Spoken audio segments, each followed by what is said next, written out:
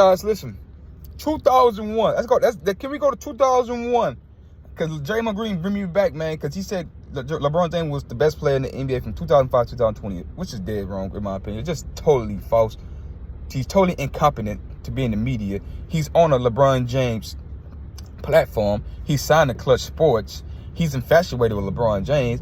So I have to bring up this. I have to bring up what I know. I have to set him straight. I don't give a damn if he played in the NBA. I don't give a damn if LeBron James is his buddy. He said so many crazy things that I have to go back and look. Listen, one can argue Kobe Bryant was the best player in the NBA since 2001, right? The first year, Shaq was the league MVP dominant, right? The second year, Kobe came around, averaged 28 and a half. They both averaged over 28 a night. Combined for one of the best they combined for one of the best, how you call it? They had one of the best records in the NBA. I think they went 67 games that year, 67 games that year. In 01. Oh, it could have been 2000. They won 67 games. I think it was 01. They won 67 games. They was both dominant. Over 28 a night. They combined for one of the best seasons of a duo all time in the regular season. And then when they get in the postseason, they both average over 29. Right? I think both of them was averaging over 30 into the finals game. Both of them was averaging over 30 into the finals game. Kobe ended up averaging 29. Because he averaged 24 and a half in that final against Philly. Right? You can make a case. Listen, when they talk about LeBron James' 48-point special, Kobe Bryant was doing a 48-point special on the Sacramento Kings. A 48-16 special on the Sacramento Kings at age 22.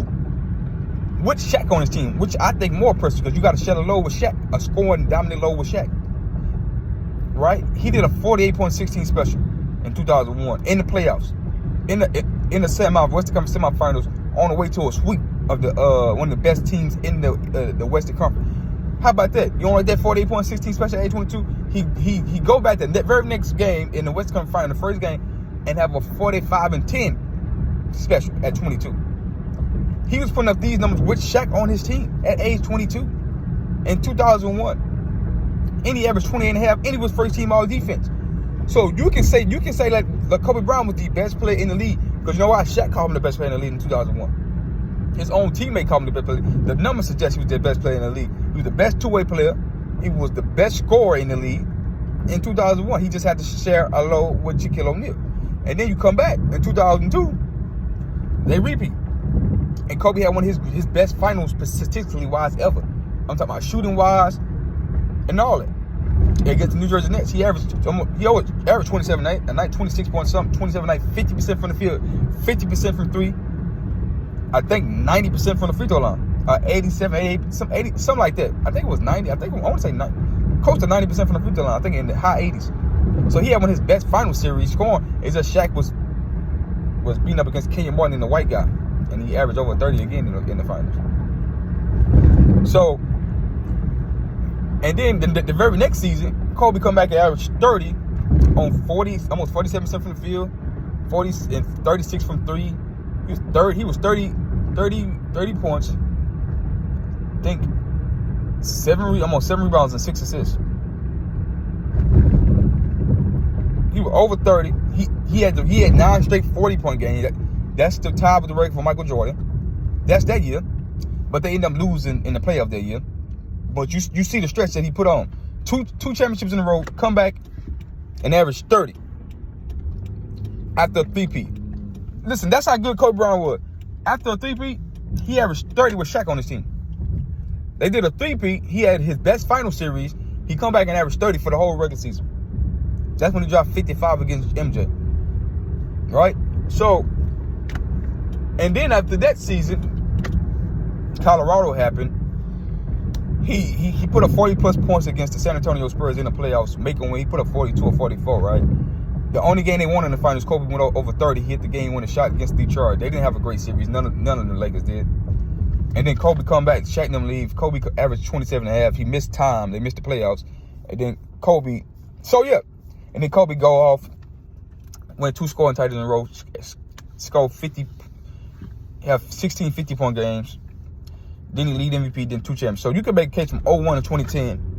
And I just literally made that case. From 01 to 2010, Kobe was the best player in the league.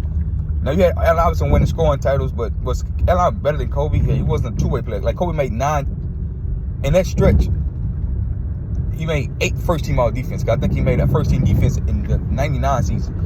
So from 01 to 2010, he made 8 straight first-team all-defenses. 8 first-team all-defense, not straight, 8 first-team defenses. And like some second teams in that stretch, 01 to 2010 season. 2 scoring titles. He averaged 30.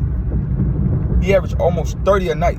But if you go from 03 to 2012, he averaged 30 a night. If you go to 01 from 010, he averaged over like 28 and a half or 30. He averaged like 29 a night. If you look at from 01 to 2010, he averaged over 29 to 30 points a night from that stretch. By far leading scoring. By far the best defensive player. By far won the most championships. He won 4 championships in that stretch. From 01 to 2010, he won 4 championships. A league MVP, 2 scoring titles, the most 50-point games, the most 40-point games. He was the best player in the NBA from 01 to 2010. That's the argument. For me, 21 to 2010, you can go on, and then you go 21 to 2001 to 2012, because LeBron James wasn't the best player getting melting down against Dallas, having won the awful series against Dallas. Nobody was saying he was the best player. So you had to go with Kobe, because Kobe averaged 27, 5 rebounds, 6 assists, willed that team into the playoffs with Dwight Howard with back surgery, and Steve Nash 40 with a broken leg. He averaged over 27. That was his great. That was one of his best series. That was one of his best seasons ever. And after that season, we know the Achilles went. He was balling. Didn't take no games off. Wasn't no the thing that keeping LeBron James is taking games off when his team is under 500 trying to get a playing spot. Kobe was not taking games off. He had all kind of injuries to the point where he tore his Achilles because he playing too many minutes, trying to get his team in the playoffs. LeBron James playing less minutes as they lose when they trying to get in the playoffs. How that make it make sense to me, bro? It's 2 different mentalities. It's 2 different players. It's 2 different. It's not 2 different areas. It's just 2 different players. Because LeBron James came up in that area. He came up in that area. He know better. He know you got to play these games to win. Kobe didn't take games off. He would never take a game off fighting for a playoff position. Kobe ended his career getting the team into the playoffs. It's different, bro. It's different. Like, Kobe different, bro. LeBron James know he different. LeBron James know what it is. He know. That's why he say Kobe the best. But wait, come on. Y'all like, subscribe, man. Draymond Green is ridiculous.